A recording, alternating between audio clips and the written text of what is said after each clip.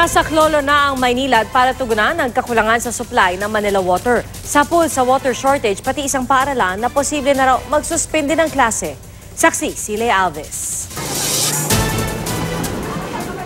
Ilang araw ng pila balde ang tagpo sa barangay Bagong Ilog, Pasig.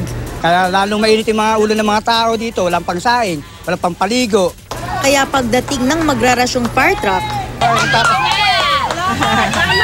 at dahil isang beses lang ang rasyon ng tubig kanina at maraming nakapila, sa Kawilihan Village, abot-abot ang pasasalamat ng mga residente. Kahit papaano, makakabanlaw kami ngayon, maglalaba kami. Nakakaligo pa ba? Yes, ma'am. Kung sakit ng ulo ang kawalan ng tubig sa mga bahay, paano na lang kaya sa eskwela gaya ng Pedro P. Cruz Elementary School sa Mandaluyong na 6 na araw nang walang tubig? Ang estado ng mga banyo rito nakapanlulumo. Hanggat maaari ay nagpipigil na lang daw ang mga mag-aaral para hindi mag-CR. Pero ang mabahong amoy, umaabot na raw sa mga silid-aralang malapit sa CR. Medyo mapangipot tsaka nadidistract din po kami sa paglalaso namin kasi po dinaldun po sa amoy. Nakakadiri naman po. Pero pinipilit ko na rin pong umihi basta po makaihi ako.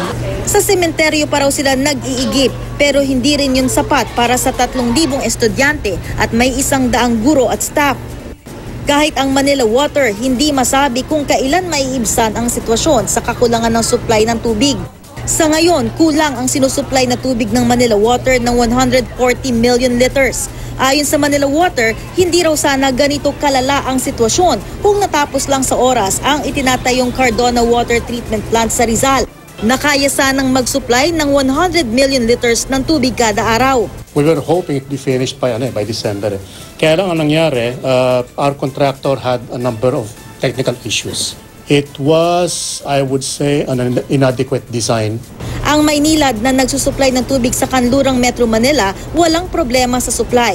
Kaya tutulong na lang ito sa Manila Water at magbibigay ng 50 million liters kada araw, pero hindi pa yan agad-agad.